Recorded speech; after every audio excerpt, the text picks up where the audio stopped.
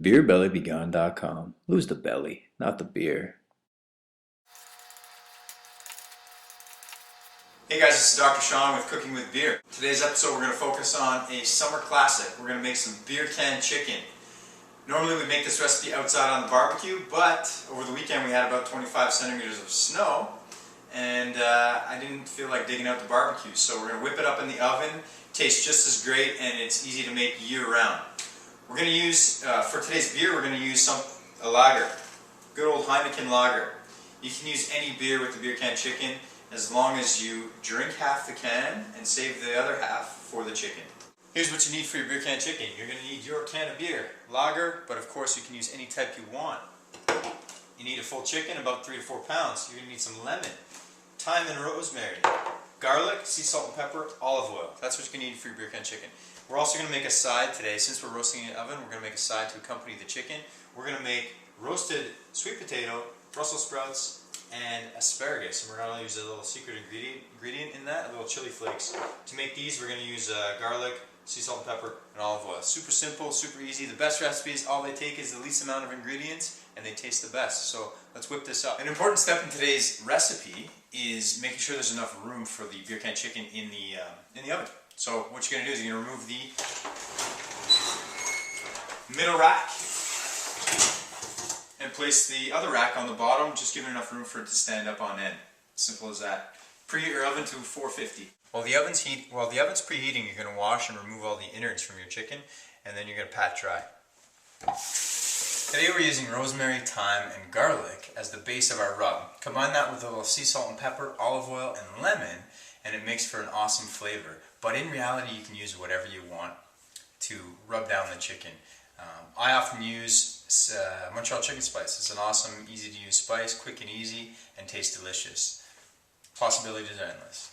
Chop up your 3 garlic cloves, save one of the cloves for the veggies. Add 2/3 of the garlic to a little bowl in prep, and then add some rosemary and thyme. Mix it all together. This is what we're going to use to rub down the chicken. First thing you're going to do is lightly drizzle the chicken with some olive oil. Then you're going to take your sea salt and pepper, and then you add your pepper. Now what you're going to do is you're going to massage and rub all the olive oil, sea salt and pepper everywhere you can. You're going to do the back. You're going to take your spice mix, you're going to rub your spice mix all over the chicken, and you rub it inside. Make sure you get it everywhere, flip it over. And last but not least, drizzle a little lemon all over the chicken.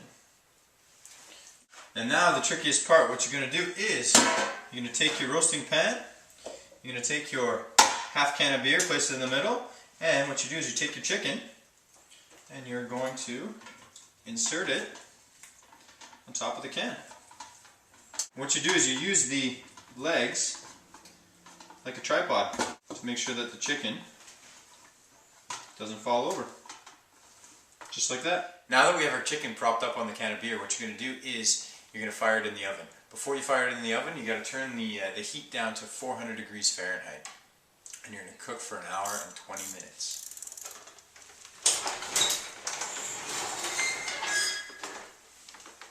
Before prepping the veggies, make sure you wash the area thoroughly, just because we cook with chicken.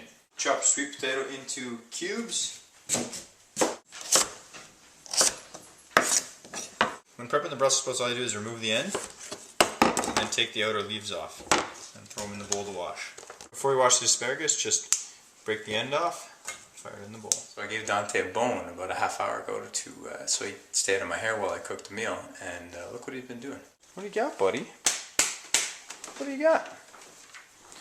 Walking around holding his bone. Once your veggies are washed, you're going to place them all into a big bowl, along with your sweet potato, Brussels sprouts, and asparagus. You're going to add your garlic, then you're going to sprinkle some freshly ground pepper on there, a little sea salt, tiny bit of olive oil. You don't need that much, you just need a bit to coat the outside surfaces. So you're just going to put a little bit of olive oil. And then the secret ingredient, chili flakes. You're going to sprinkle on some chili flakes. Then what you do is you're going to mix everything up together. Just take the bowl and mix it all together. Put your Brussels sprouts and your sweet potato in a roasting dish. Keep the asparagus for the last 10 minutes because it only needs 10 minutes to roast. Your Brussels sprouts and sweet potato take about 45 minutes to cook, so you got to time it well with your beer can chicken. Beer can chicken takes about an hour and 20 minutes, so when there's about 40 minutes left, fire in these bad boys. During the last 10 minutes, you're going to throw in your asparagus so that everything cooks on time.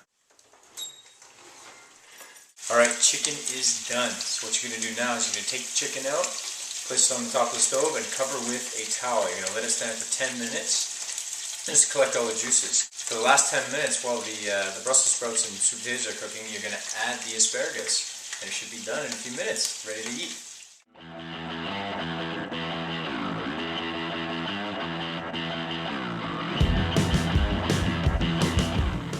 Chicken's done, veggies done, and so are we. Thanks again for tuning in to BeerBellyBeGone.com and Cooking with Beer. As always, visit the site. Plenty of cooking, nutrition, recipes, and workout tips. Have a great day. Cheers.